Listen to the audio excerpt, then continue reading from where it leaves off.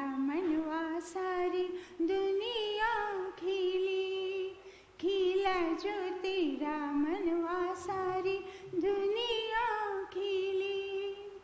तू बन जा भला सारी दुनिया भली, खिया खिली। घबरा के न दुखों में रोते रहो, पतझड़ में भी संबंध सजोते रहो।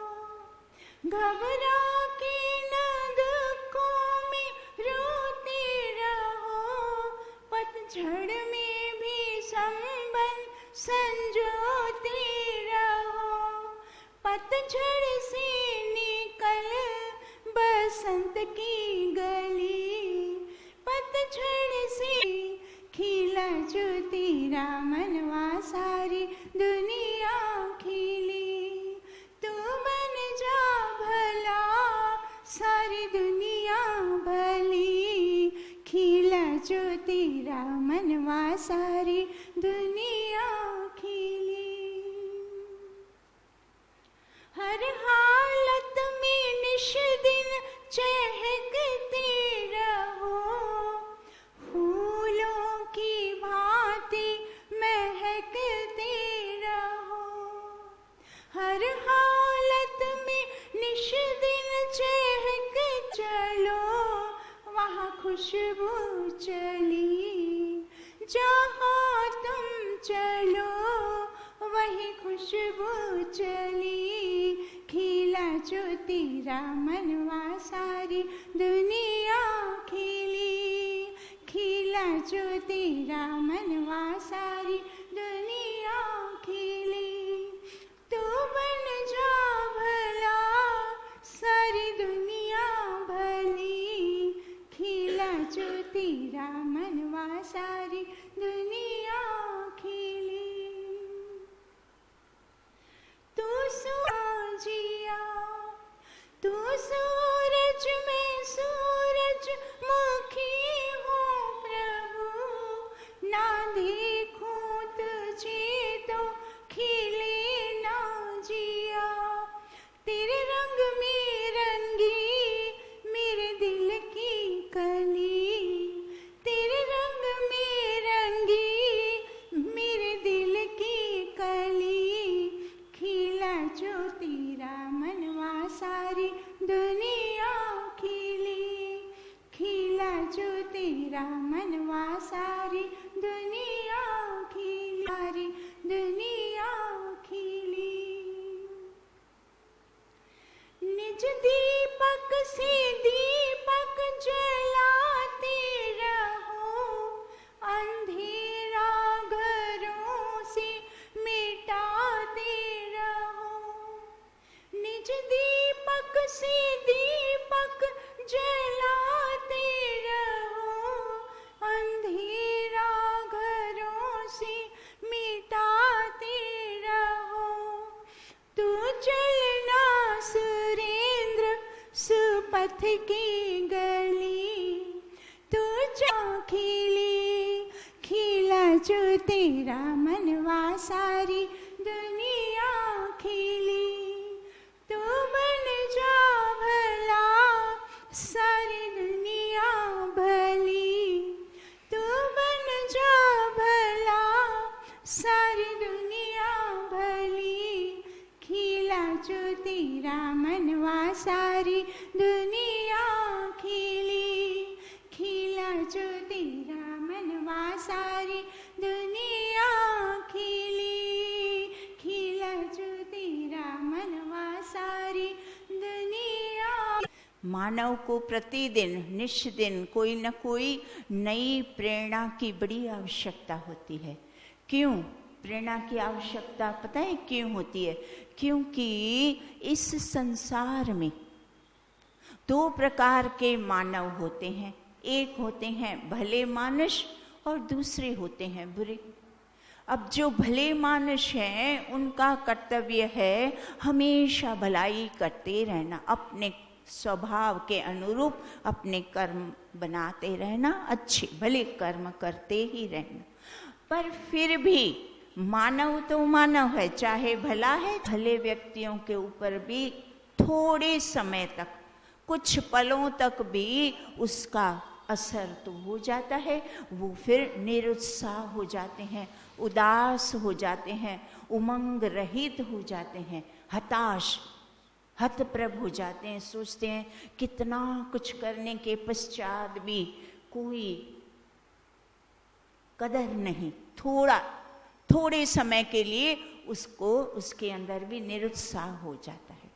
तब इसीलिए बता दिया कि प्रत्येक मानव को, चाहे भला है चाहे बुरा है, सबको प्रेरणा की आवश्यकता होती है। ऋषियों की वाणी से, उपनिषदों से, दर्शनों से, विद्वान जनों से, विद्वान जो लोग रचयिता है, सुंदर सुंदर भजन रचा देते हैं, सरल भावों में व्यक्त कर देते हैं, उन भजनों को सुनकर भी हमारे अंदर बहुत सारी प्रेरणा उत्पन्न हो जाती है और फिर वापस वो व्यक्ति उत्साहित, नया उत्साह उत्पन्न हो जाता है। कोई बात नहीं, वो सोचता है कोई बात नहीं। जब बुरा व्यक्ति अपनी बुराई छोड़ नहीं सकता, उसने अपनी बुराई को बड़ी दृढ़ता से पकड़ के रखा है, वो अपने अंदर कोई किसी प्रकार का परिवर्तन, जब बुरा व्यक्ति अपनी बुराई नहीं छोड़ पा रहा तो भला व्यक्ति अपनी भलाई क्यों छोड़े?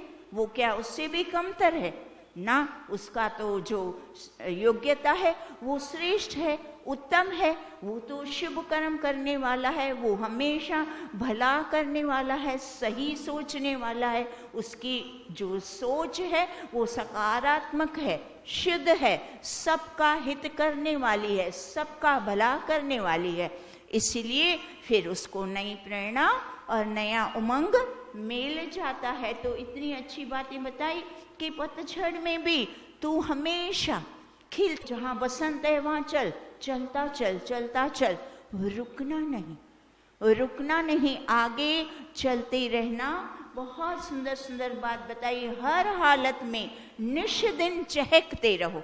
चहकना अर्थात क्या? हमेशा मन में, मस्तिष्क में, हृदय में, एक एक रोम रोम में प्रफुल्लता, प्रसन्नता, शांति, आनंद, उमंग भरा रहे। उसको देखकर, उसका इतना खिला हुआ चहकता हुआ चेहरा, प्रसन्नता देखकर सारा वातावरण भी खिलखिल उठता है। उस सारा वातावरण को, सूरज है, मैं सूरजमुखी हूँ प्रभु, ना देखूं तुझे तो खिले ना जिया, तेरे रंग में रंगी मेरे दिल की कली। तो उसका उपाय भी कितना सुंदरता से बता दिया भजन के अंदर कि जिस प्रकार जो सूर्यमुखी का फूल होता है तो उसका मुख सूर्य की तरफ होता है। जब सूर्य की किरणें उसके ऊपर पड़ती हैं तब वो एकदम से बहुत ही बड़ा अच्छी प्रकार से भली भांति खिल जाता है, पूरा दिन खिला रहता है। फिर जैसे सूर्य अस्ताचल की ओर, दक्षिण की ओर अस्त होता है, सूर्य उदय होता है, उसकी किरणें उसके ऊपर पड़ती है, वापस वो खिल उठता है। तो उसी प्रकार सूर्यमुखी का उदाहरण देकर समझाते हैं कि जैसे सूर्यमुखी का फूल सूर्य की किरणों पर निर्भर है, उसकी किरणों से, सूर्य की किरणों की वजह से वो हमेशा खिला रहता है। तो हे मानव, तू भी ईश्वर की शक्ति, ईश्वर जो प्रसन्नता का, खुशियों का अनंत अक्षय भंडार है, तू जब उसके सम्मुख, उसके और अंतर्मुखी बना रहेगा तो बाहर का कितना भी विपरीत वातावरण है वो तुम्हें प्रभावित नहीं करेगा। तू बच जाएगा, तू अपने रंग, परम पिता परमेश्वर के रंग में रंगा ही रहेगा, हमेशा व्यस्त, हमेशा मस्त, हमेशा खुश रहने का कितना सुंदर तरीका बता दिया।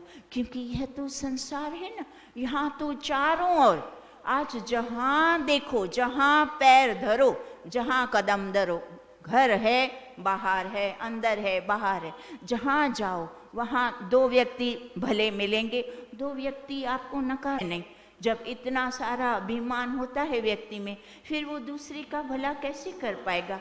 तो उन लोगों से कभी कोई उम्मीद भी नहीं रखना, अपनी राह आगे चलते चलना, अपनी राह स्वयं बनाना।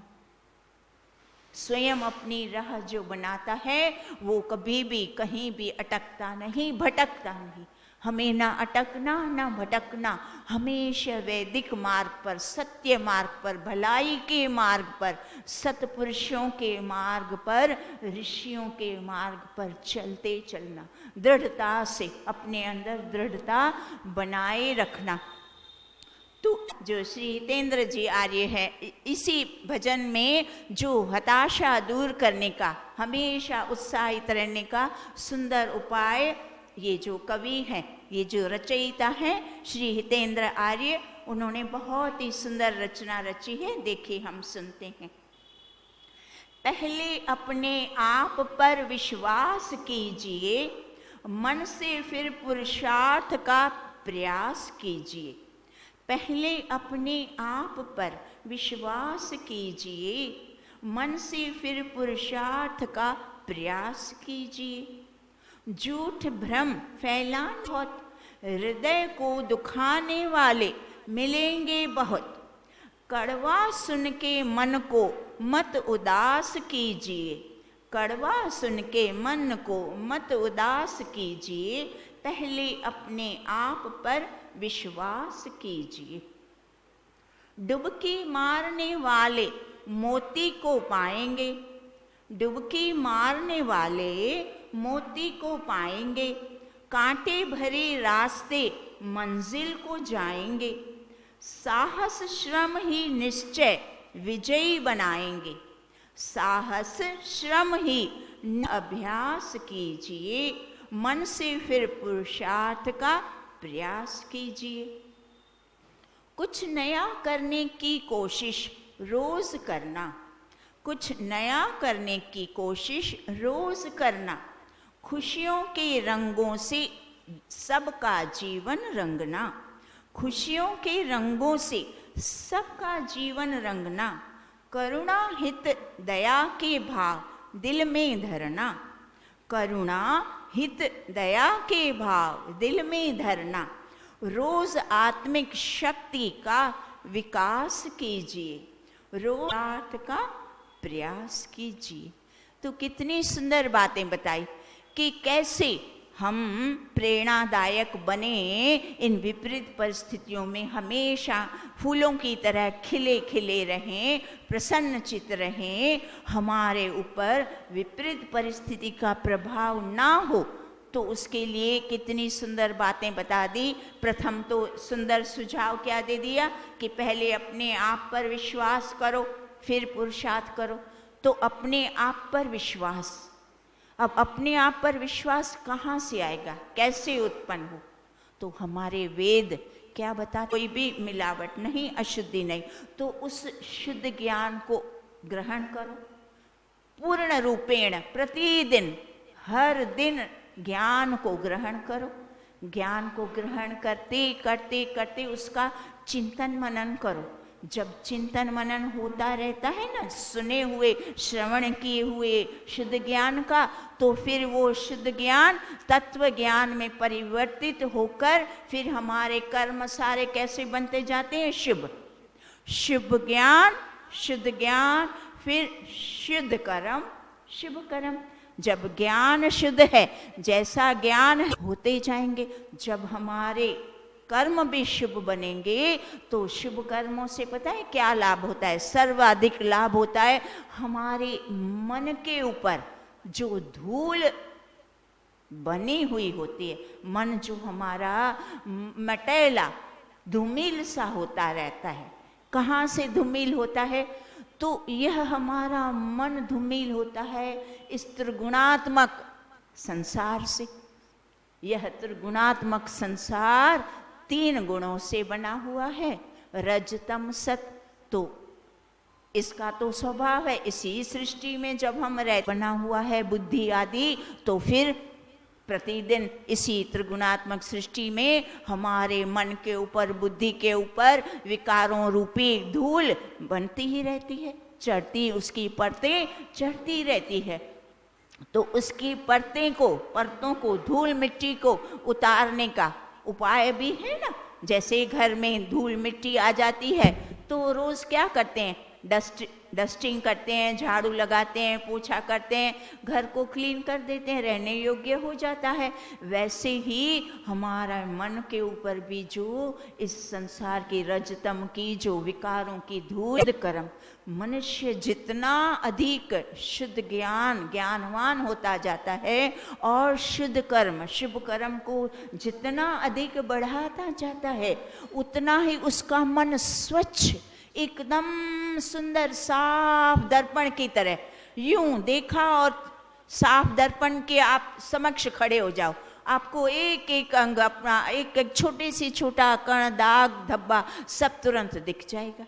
बस साफ स्वच्छ अपना मन जब कर दिया, फिर क्या हो जाएगा, स्वच्छ निर्मल और पवित्र दर्पण के अंदर जब आप शुद्ध उपासना, क्योंकि मन का दर्पण स्वच्छ है, साफ है। वो कैसे साफ हो गया, साफ अपने आप कुछ नहीं होता। देखिए आप लोग दिवाली की सफाइयाँ करते हो ना, सब रात दिन जुट जाते हो ना, तब साफ होता है। आप सोचो तो हो जाएगा अपने आप, होता है। बस अपने आप कुछ नहीं होता। जैसे घर अपने आप साफ नहीं होते, हम पुरुषार्थ करके, परिश्रम करके, श्रम करके उनको साफ करते हैं तो साफ हो जाते हैं। तो वैसे भी मन भी हम सोचे कि अपने आप साफ हो जाएगा, कोई बात नहीं, ये तो सबके अंदर होता है, ये तो सब थोड़ा बहुत झूठ बोलते हैं, ये तो सारे स्वार्थी हैं, हमारा क्या होगा, पतन होगा, नीचे खाइयों में गिर जाओगे। कभी नहीं, ऐसा नहीं सोचना। क्या सोचना, ना ना कोई बात नहीं, हाँ विकार आया, मिट्टी आई, कोई बात नहीं, साफ की ना, हो गई ना, बस यहाँ भी मिट्टी आई, विकार आया, कोई बात नहीं, आया।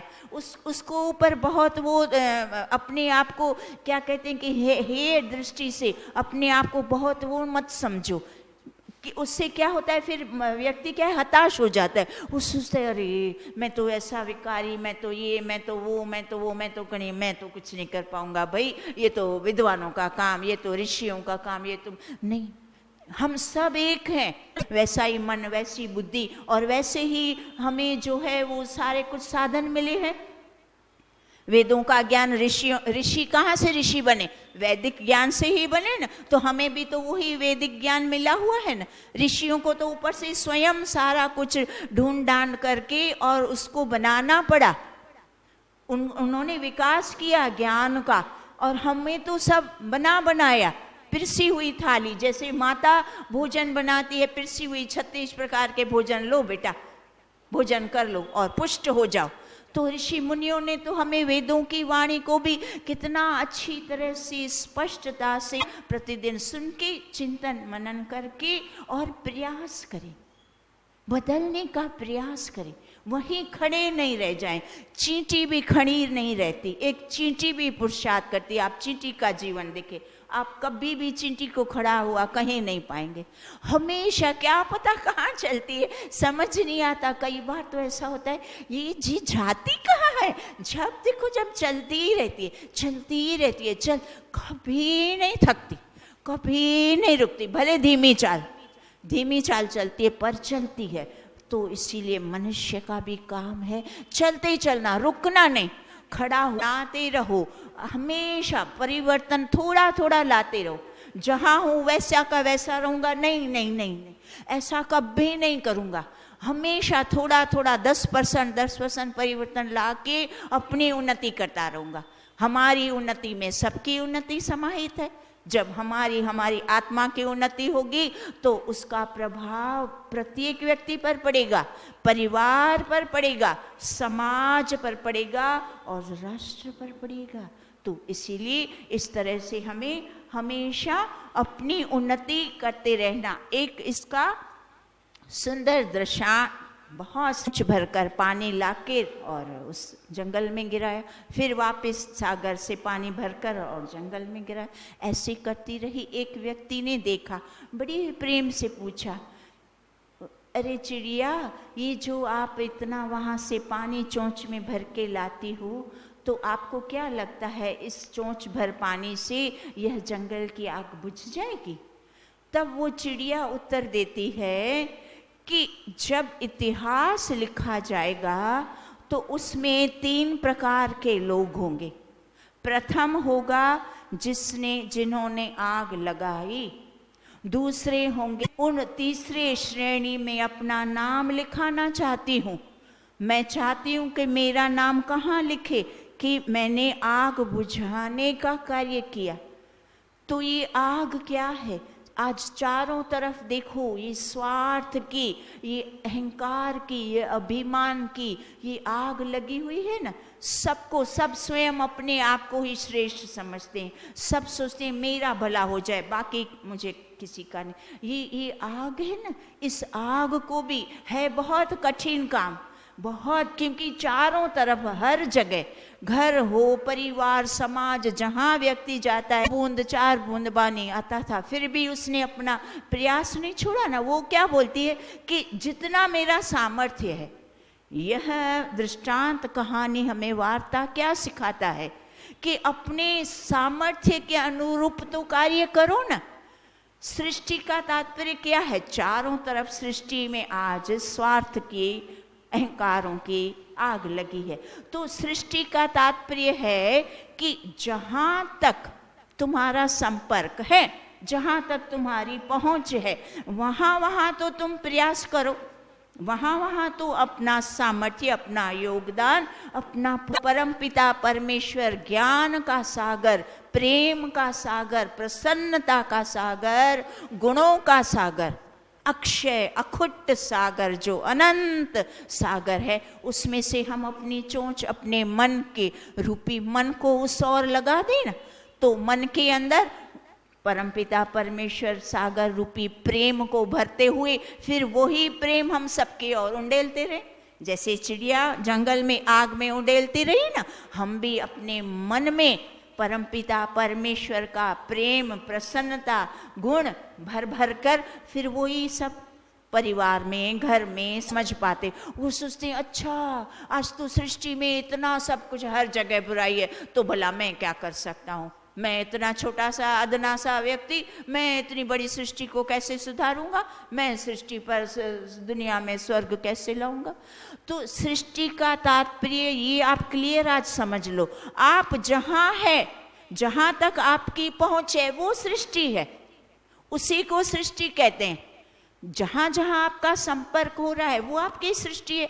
उस सृष्टि को तो आप संवारने का, वहाँ पुरुषार्थ करने का, वहाँ सुधार करने का, वहाँ सुख, भले काम, अच्छे काम, शुभ काम, ये प्रेरणाएं हमें मिलती है।